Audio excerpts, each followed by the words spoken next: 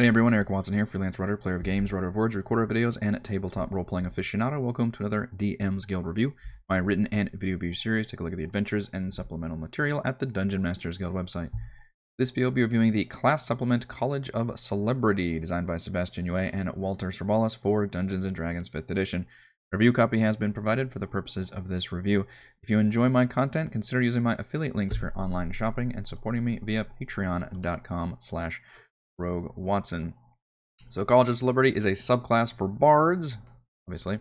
I have a kind of a hang-up with bards in 5e, as I think bards should be more interesting than they are. They're just kind of pure spellcasters who also can do bardic inspiration. It's frankly it's disappointing, so I'm always a little bit biased against bard, even though I really like, as somebody who really enjoys like music and did band for years and everything. I think the bard class is a neat idea. I just wish it was a better class in 5e. That being said, we can still have some fun subclasses. I was actually pretty surprised that this kind of subclass doesn't already exist in 5e. I had to literally recheck and look it up, and the closest I found was the College of Glamour, which is specifically a Feywild, fairy-themed and fairy-powered class, which means that there is still an opening for a bard who's not necessarily a diva, but somebody who has abilities based on their own fame and status, which you could get as early as, 3rd level as a subclass, because it's your, something that you've done could land you in hot water with, the nobility or a government or something. You could be, whether it's, well, there's an example from the NPC that's listed here. You could be a playwright in your traveling performance group, and you've happened to have written a scathing satire about a certain noble person, and they've obviously gotten very angry about that, and thus you have become infamous in the noble circles, as well as infamous in maybe that town, the local area, and that's how you've built that fame. That doesn't mean you're a diva who's like putting on literally show concerts and people are screaming your name or anything like that, but it does lend you to a certain amount of fame. And this subclass then translates that into powers, mostly built on bardic inspiration. This is a very just single, subclass supplement. There's only like 5 or 6 pages, so I can actually do a pretty deep dive on the actual class. And it includes, besides the subclass, we get a new background in the living legend. We get the sample NPC, who is actually the founder of the college, and then a really fun vicious mockery insult generator, which is an awesome addition, and I'll go through all of that stuff. So the College of Celebrity, again, like most subclasses, we choose it at 3rd level as a bard, and one of the best and opening abilities is anytime we use our bardic inspiration, we can choose, or so you give a bardic inspiration to somebody, right? That's a D6, D8, D10, depending on your level of bard, and they've got it for a certain amount of time. I forget what the time limit is on it, until they can use it for an attack roll, a save, or an ability check. With the College of Celebrity, when that person rolls the dice, you can choose to just maximize the dice value after they've rolled, but before the DM actually chooses if that's going to be a good roll or not, which is a really good ability, because oftentimes, and I've played with bards where they will grant that bardic inspiration, and it's fun, right? It's fun for somebody to be able to like, oh, and I've got this extra plus, I can roll this extra dice, and then you roll it and it's like a 2, and everybody's like, oh, it's deflating. Whereas if it if it nails it, it really feels like a cool role playing moment. It's like, oh, I was inspired by your whatever it is, your show or your just presence or the words you said or something, or a relationship, like something, whatever inspired me. And that translates to me now succeeding at whatever task I was trying to do. So I think that's it's not giving you a new ability. It's just saying, hey, the ability that you do a lot or should be doing a lot as a bard is now just that much better. It is limited to once per short rest. That's a tough thing for me to comment on from a balance standpoint, because I'm not playing this class. I'm not running through and deciding like, does that feel right or not right? Being able to maximize the dice once per short rest, probably fine. It's kind of hard to tell on that, but I like the ability anyway. And then the other ability, you actually get 2. We get 2 abilities at 3rd level and 2 abilities at 6th level. The second ability at 3rd level is you can cast Disguise Self per a number of times per day for your Charisma modifier, and you can cast Enthrall, I believe, once per short rest, which is the way of translating the fact that you are, a famous person, people recognize you, which the Enthrall spell works perfectly for that, even though it's not the most exciting spell. What I was hoping it would be to charm people. It does work on the charm in terms of if people have like immunities to charm or resistance or whatever. But what it actually does is it's like a taunt, like a distraction, because they just have, I believe, disadvantage on perception checks to perceive anyone other than you, which is a very, very specific niche thing. I guess specifically if you want somebody else to be stealthing. I mean, there's already a stealth check to avoid being caught, so I don't necessarily think Enthrall is the most exciting spell, even though the idea of it is solid. And then Disguise Self is because it's the classic, like, hey, if I want to be able to get around in public and not be noticed, then they need a way to be able to do that. It's the hat and sunglasses thing that the Marvel movies make fun of, and that we're guilty of early when they have their, superheroes trying to get around in a normal area. And I like the fact that translates the fact that you would be adept at trying to get around an area without being seen, so you can cast Disguise Self, which is a much more useful ability and can come up with all kinds of really fun shenanigans, especially if you have a good charisma score, which you are going to have one as a bard.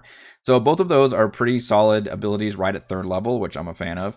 And then 6th level, you also get another 2 abilities. The first one, Stage Presence of Mind, allows you to choose to use your charisma modifier rather than your con modifier for concentration checks, which is, anytime you're trying to maintain a spell and you get hit by something, you have to make a con save. Which bards have proficiency in their charisma saves, so you're automatically going to be better in that versus con, unless you took one of the feats that gives you proficiency in con. And you're most likely going to have a higher charisma than constitution. So this is probably going to be a very good feature for you. It's probably not going to give you more than, a 2 or 3 point difference, and it's only for concentration saves, which is also pretty niche. But generally, as a spellcaster, you're probably going to be maintaining a lot of these, buffs or crowd control spells or something. So imagine it would come up fairly often, and you can trigger that once per short rest. And then Stay Mad Haters finally gives you something that a unique ability that you just gain, which is you can expend a Bardic Inspiration, which is already a resource you're keeping track of, so I'm a fan of using that, to essentially cast a version of Dissonant Whispers. So it's a bonus action. They get a Wisdom save, and if they fail, they take 3d8 psychic damage every turn. They can repeat the save. First of all, if they succeed, they take half damage and it's not repeatable. But then in the future, they can then just repeat the save from then on. But it's almost like this interesting, like, ongoing psychic poison effect that you can put on somebody for your, again, you're expending a Bardic Inspiration and using a bonus action to do it. So it's not like a big ask for you to be able to do this thing. You just target one person. So I thought that was good, and it mixes it up, right? Because all the other stuff is more, buffing or helping your allies or helping yourself. And that one is specifically like, no, I want to do something that's, targeting an enemy and, being able to deal some extra damage and stuff, which is pretty nice. And it's an additional ability on top of what you get for 6th level. So if we'd only gotten one of those abilities at 3rd level or one of those abilities at 6th level, it'd be a lot less exciting. So I appreciate that we actually got multiple things, and they're all pretty useful. And then 14th level gives you an auto revive, which scales to your Bardic Inspiration, which is hugely powerful and very useful. If you're reduced to 0 hit points but not killed outright, you can expend one use of Bardic Inspiration to roll the die and drop to a number of hit points equal to that plus your Charisma modifier. And anybody who has a Bardic Inspiration and they drop to 0 hit points, they can do the same thing. They can roll a Bardic Inspiration and add it to their Charisma modifier die. So instantly it pops them back up. That is an incredibly powerful, great use of Bardic Inspiration. Would probably make a lot of people hang on to it, or would also motivate you to give somebody who's low on hit points, like, okay, here's this thing, and that would just literally save you, put you back in the fight. You don't have to roll death saves. Like, very, very powerful ability for 14th level.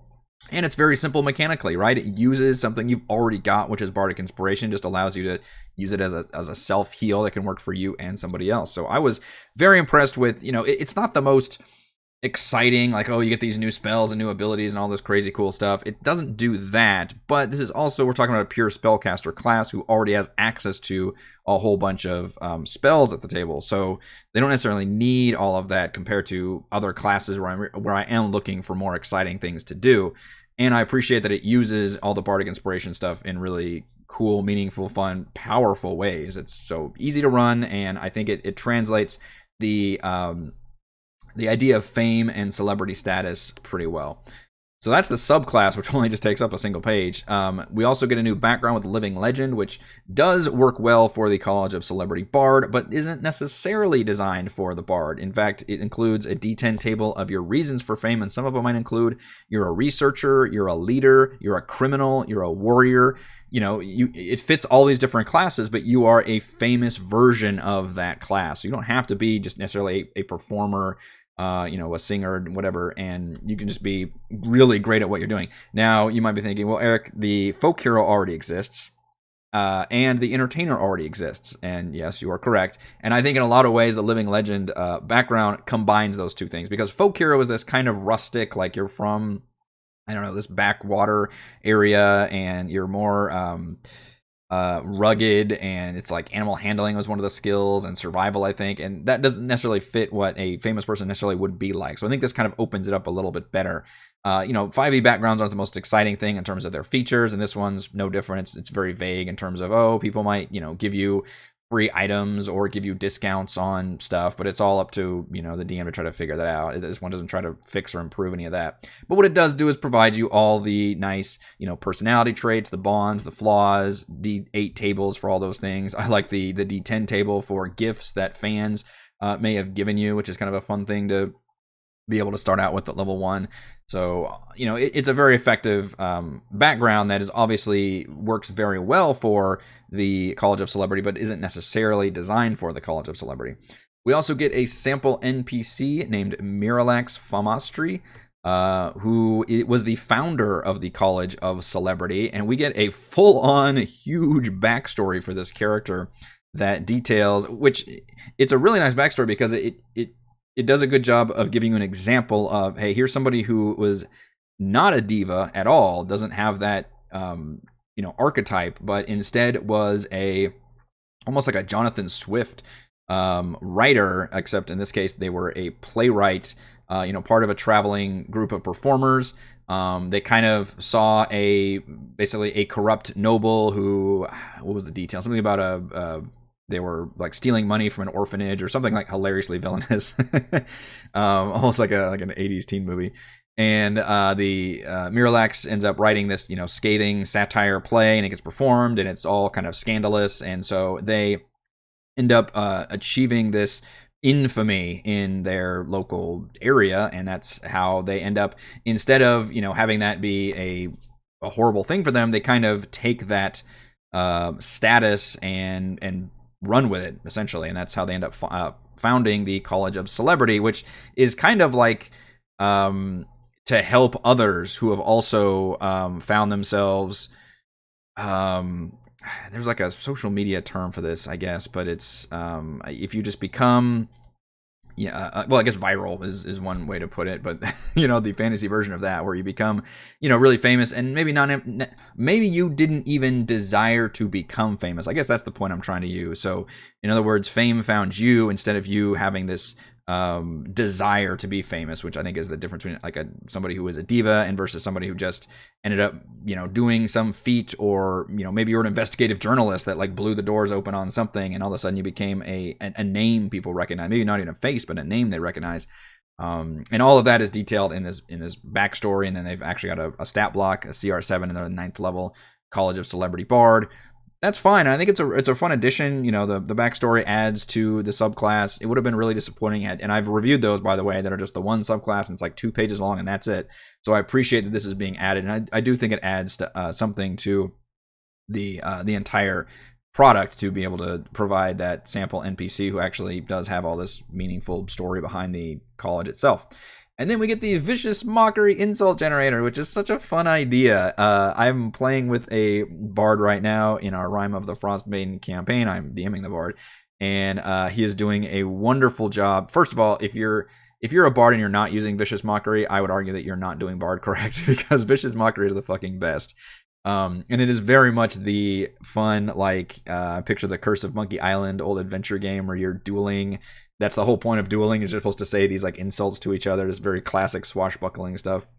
And this does a really fun job of using that. You're Let's see, what's an example? You're a tasteless, earth-vexing monster, or you're a talentless, plain-dealing weenie. You're a miserable, eye-offending dish rag. They could have gone even farther than this and really used some more exotic Shakespearean, which that might be a whole another generator, but you can go really fun with this, and I think this is a fun idea. It actually points to a website where you can click a button and it generates all these insults, but very, very nice idea if you're trying to be a more eloquent, reciting poetry kind of a bard. I think this goes over pretty well, and it's just a fun addition, and very, very appropriate for bards. Again, if you're playing a bard, absolutely use Vicious Mockery. All right, let's go over my pros and cons for the College of Celebrity. Pros: the College of Celebrity effectively expands on bardic inspiration. I like the fact that it uses that as the resource we've already got as bards, and it builds upon it by giving you all these different, you can maximize bardic inspiration die. You can use it to cast that cool, like, targeted dissonant, like ongoing dissonant whispers ability, which is neat. And then the auto revive at 14th level is crazy powerful. The Living Legend background is a thumbs up for me. It effectively basically combines Folk Hero with Entertainer, and is not even necessarily designed for bards, but just for anybody who wants to have that kind of legend status, and of course provides all the usual tables that are very nice to be able to build from, with all the personality stuff. And, it does a good job with, like, the bonds and flaws in terms of, like, oh, I want to, fame at any cost or something. Pro: the sample NPC is the founder of the college with a detailed backstory. I was very impressed that we just didn't get just, a generic, hey, here's what a stat block looks like. Like, that's, nice to have, but not necessarily the trickiest thing to provide. Whereas a full detailed backstory of a person's, how the college came to be, as well as how they ended up going on the wrong side of it, maybe the right side of history, but the wrong side of a noble, that kind of thing is interesting and intriguing. So I enjoyed it. And pro: the Vicious Mockery insult generator. What's not to like about that? That's a really fun idea. You can even do it as rolling a d20 multiple times and come up with a fun insult, which could be a fun thing to do at the table.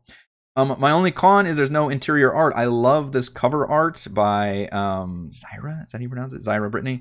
It's really awesome, but then we get nothing in the middle of the pages. And, yes, it's only 5 or 6 pages long. I don't expect, a whole big page art or anything, but just throw some little stock art in there to help break up the action, I think, is a little bit helpful. That's my only con, though. Final verdict: by maximizing bardic inspiration and striking fear and hope in those around them, the College of Celebrity transforms fame, and infamy into a solidly built subclass. Thank you to everyone for watching this video review. You can see my written review at roguewatson.com. You can watch more reviews, follow our own D&D adventures here on my YouTube channel. Support my work at patreon.com/roguewatson. Shoutouts to Platinum patrons: Joe, Will, Tiny Dancer, Christopher, Thomas, Adam, Stan, Nathan, Alex, Cam, William, I'm Loud, and Al. And gold patrons: RPG Papercrafts, Pretty Boy, and Yuma, Marcus, Dead Lizard Lounge, Sam, Lumpy Spuds, Jerome, Sclinia, Blood Angel, Bronus, Baboon, Nathan, Fast Like a Tortoise, James, and Kyle. Thank you all very much for your support.